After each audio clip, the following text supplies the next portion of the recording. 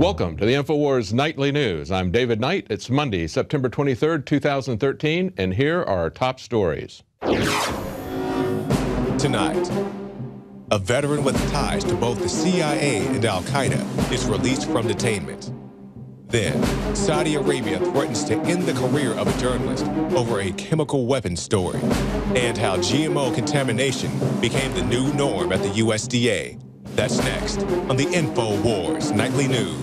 I don't get scared when I see black ski masks and black helicopters and checkpoints. That's our darling government. I like a proctology exam. We talk a lot about the authentic media and the corporate media, and this next story illustrates just how the corporate media is controlled and how they move that control to their reporters to intimidate them. Saudi Arabia threatens to end the career of AP reporter over chemical weapons story. Now, this is a story we reported back on INFOWARS a couple of weeks ago. AP reporter Dale Gavlak has been threatened over her involvement in a story which exposed how Syrian rebels were responsible for the August 21st chemical weapons attack after being handed the weapons by Saudi intelligence agents. Gavlak has now been, quote, indefinitely suspended, unquote, by the AP with no public explanation from the news agency. It looks like the threat to end her career worked.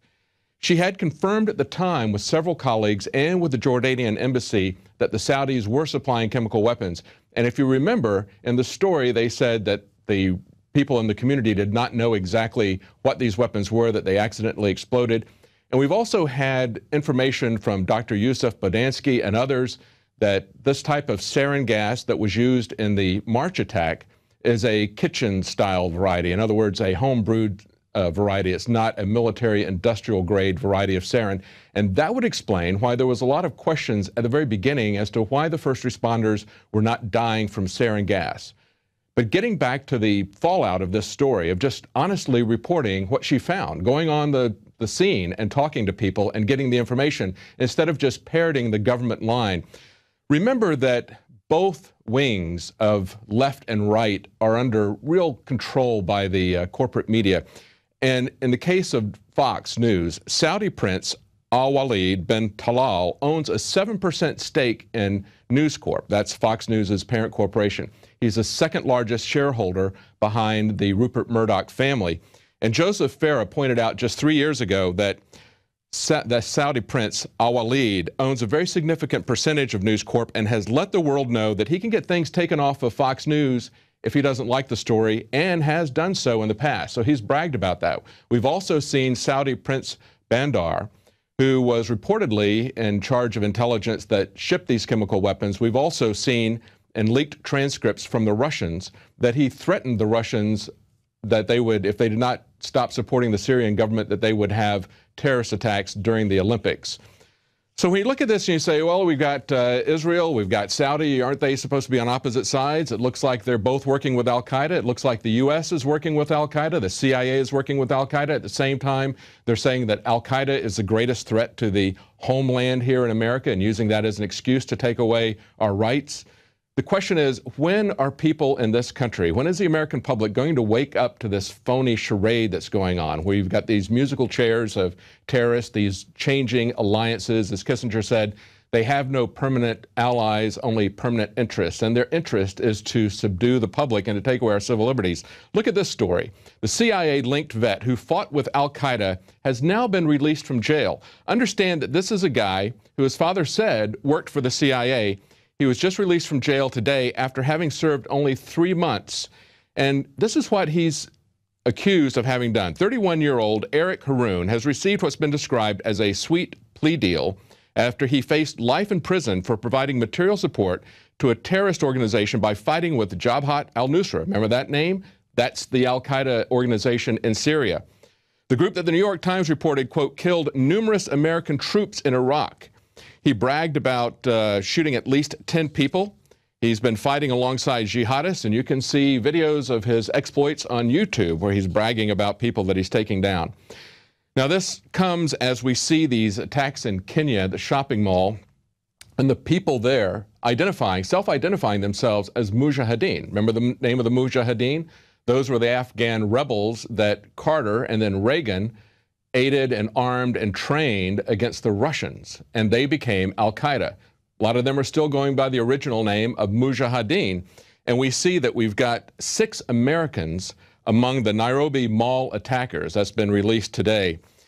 Also understand, as Jerome Corsi and as Webster Tarpley has pointed out, there is an Obama connection to Kenya, besides his supposed birth father being there. We also know that he actively supported Odinga, who has Muslim and communist ties in Kenya. This may be a play, it may be a false flag, because it's very disturbing to see how the corporate media, the mainstream media, was pushing this weekend in the wake of this mall attack in Kenya, saying that this is the sort of thing that's going to be happening in the U.S., and so we need to have TSA all over the malls. That's the way they're using this event, as if it was something that happened in the United States. There may very well be a CIA double agent or Al Qaeda that's being run in these Kenya attacks, especially considering the close ties and connections that have already been pointed out by Obama in that area. Well, when Monsanto cross-pollinates neighboring crops and trespasses them, corrupting them, the U.S. government doesn't think that's a problem. The USDA now considers GMO contamination to be normal. The USDA said that the detection of Monsanto genes in a neighboring farm should be addressed by the marketplace and not the government. How can the marketplace stop cross-pollination of crops? It can't do it. And just as we saw last week, the corporations are using the government schools to propagandize our children. Education in the United States is under attack by the federal government. It's supposed to be handled by the state anyway. The vehicle that they're using for their destruction is Common Core and also C-Scope. Common Core was created by the NGA, National Governors Association, and CCSSO, Council of Chief State School Officers, with zero input from states, school boards, and parents. They have no authority from any state to write the standards. On the Common Core website, in their own disclaimer, they say that NGA and CCSO don't warrant, endorse, approve, or certify the info on the Common Core website. Currently in the news, downloading is mean.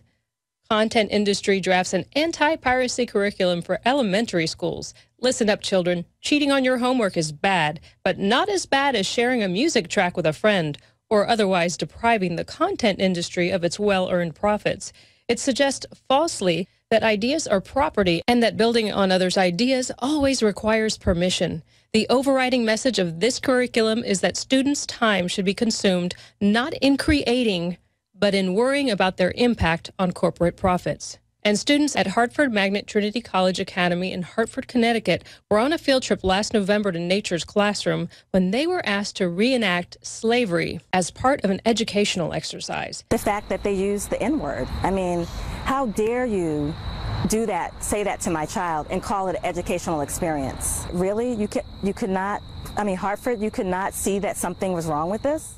In Denton, Texas, they have rewritten the Constitution to read, "The people have a right to keep and bear arms in a state militia." The actual Second Amendment reads, "A well-regulated militia being necessary to the security of a free state, the right of the people to keep and bear arms shall not be infringed." I'm Gigi Arnetta with an INFOWARS Nightly News Special Report.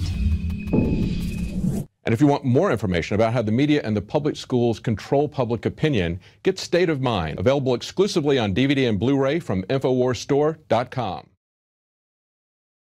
The Alex Jones channel is the official page of the InfoWar. But don't miss what's happening on our other channels. The Info Warrior, with the week's best videos. Prison Planet Live, where Paul Joseph Watson gives his expert analysis. And keep up with the rest of the InfoWars crew on our other pages. All of our videos are available to repost for educational purposes.